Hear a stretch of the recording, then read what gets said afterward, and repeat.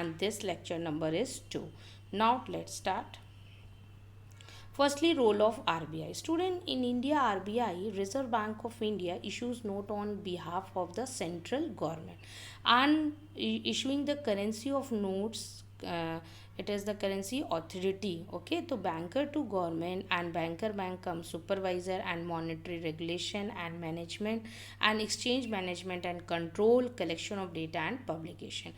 ये रोल किसका है? RBI का. तो student, reserve Bank of India, firstly, it is a promissory note can be issued only by the Reserve Bank of India, and which supervises all money is related the function in the economy. And this statement just a role of implies the RBI is the central organs in the working of money related and activities.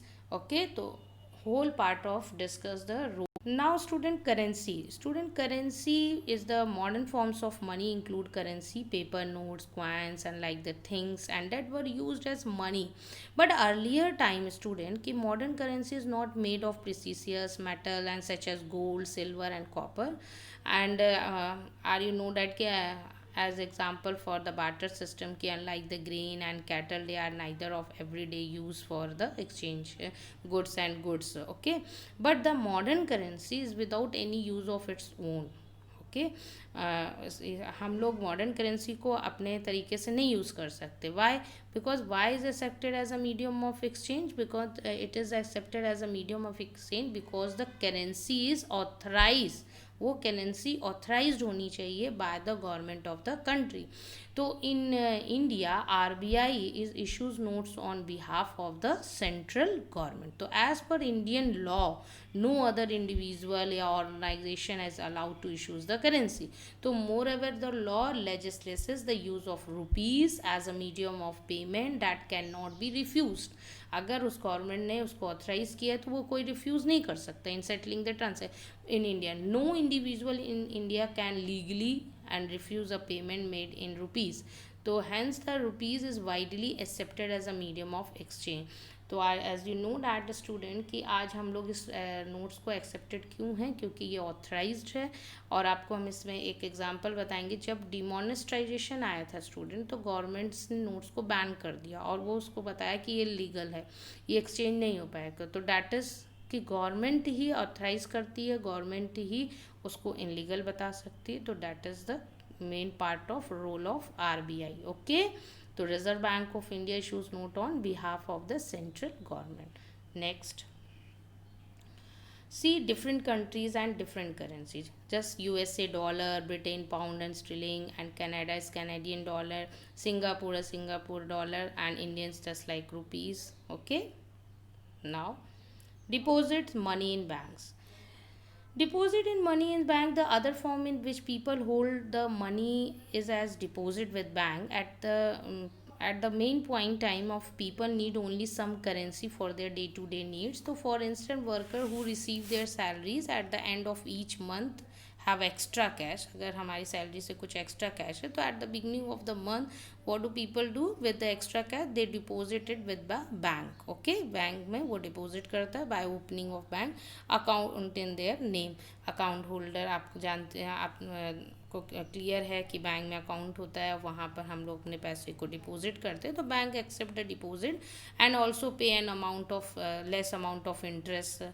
Okay, saving account and recurring, just FD, just types of deposits money in bank. So first of all the student की deposit in this way of people money is safe with the bank. वो उनको ये लगता है कि जो हम money से यहाँ हम सेव करेंगे, हमारी मनी यहाँ पर सेफ रहेगी एंड विथ इंटरेस्ट है.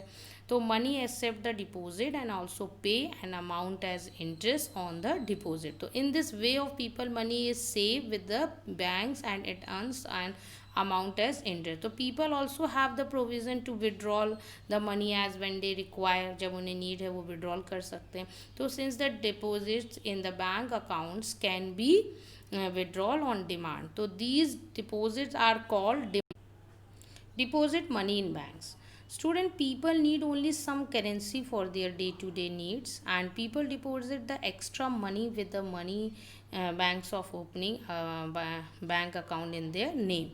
तो स्टूडेंट as you know कि they deposited with the banks by opening the bank account in their name, and bank accepted the deposit and also pay an amount as interest on the deposit, उस पर कुछ interest देती है just saving account. In this way of people money is save with the bank. वो उन्हें लगता है ये हम जो पैसा दे रहे हैं एक्स्ट्रा ये हमारा सेव भी हो रहा है and with the interest also. तो with the bank and it earns an amount as interest, and people also have the provision to withdrawal the money as when they require. जब उन्हें needed वो withdrawal कर सकते हैं. And since the deposit in the bank account can be withdrawal on, जब हम withdrawal करते हैं तो on demand these deposit are called demand deposit. तो वेरी सिंपल वर्ड है स्टूडेंट कि डिमांड डिपॉजिट मीन्स कि the deposit in the bank accounts that can be withdrawn on the demand, it is called the demand deposit. Okay, now next, check. Student, check very easily to transaction. Just firstly a deposit in a bank offer, the customer the facility issues the check. Okay, issues the check. Check is instead of cash. Okay, for payment through a check, the payer who has an account with the bank and makes out of check for a specific amount.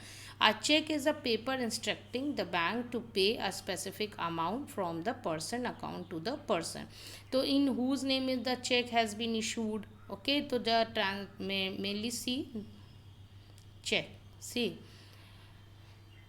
Sample देखिए, पे करना कैसे, पे के name लिखना, फिर date, फिर आपका रुपीज़, फिर अकाउंट पेई, और ये देखिए यहाँ पर इस तरीके से यहाँ पर लिखा जाता है और ये सारी बैंक की डिटेल्स होती है. तो इस चेक यूज़ करने का पर्पस क्या है student?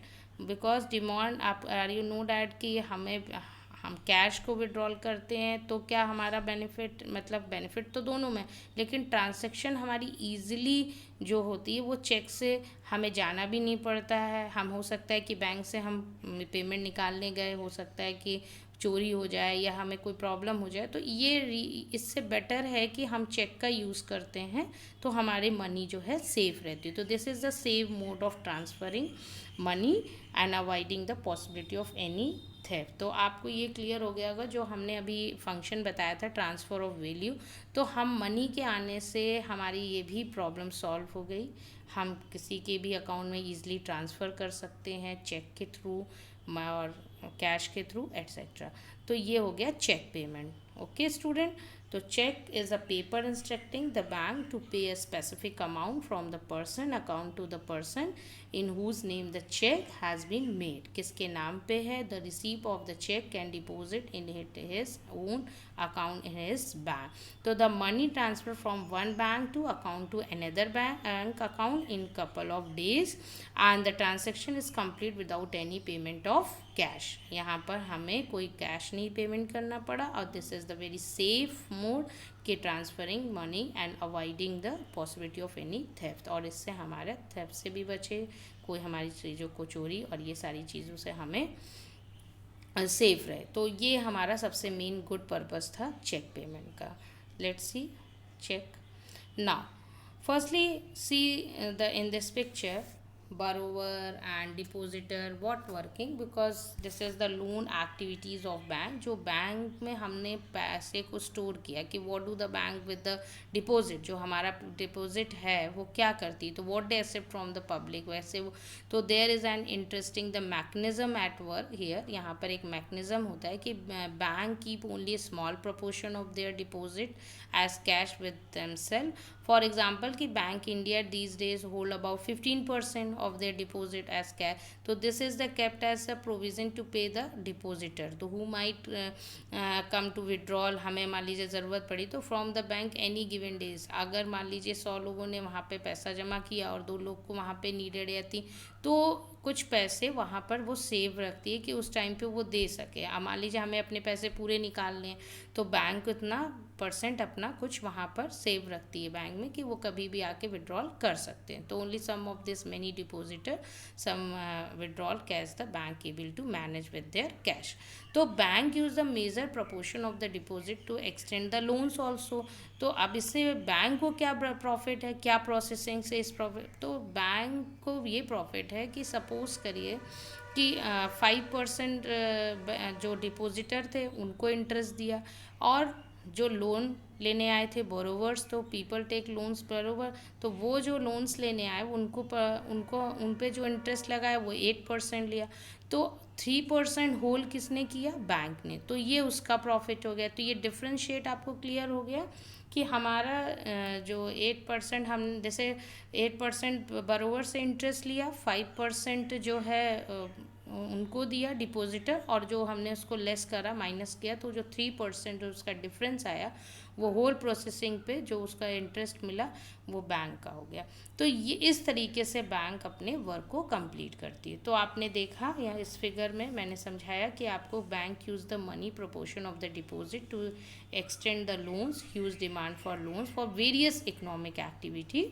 Okay, and just car loan, suppose करिए प्रॉपर्टी लोन, एक्स्ट्रा जो भी लोन है, तो bank make use of the deposit to meet the loan requirement. और उनको विद ऐसे लोन नहीं दे देती, उसमें कोलेट्रल लेती हैं, बहुत सारी चीज़ें हैं, उसको एक डॉक्यूमेंट्स के थ्रू देती है। तो loan requirement of the people in this way कि bank meditate between those who have surplus fund, the depositor, and those who are in need of these fund, the borrower, and bank charges a higher interest rate on loans, and then what they offer on deposit are the difference between कि what is charged from borrower and what is paid to depositor is their main source of income। तो इस तरीके से bank अपने work को complete करती है।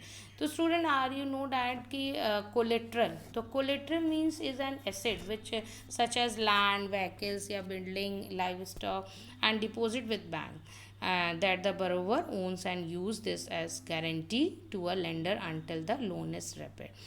तो इस तरीके की borrower से एक गारंटी ली जाती है, किस फॉर्म में? कोलेट्रल फॉर्म में। Okay, now thank you student.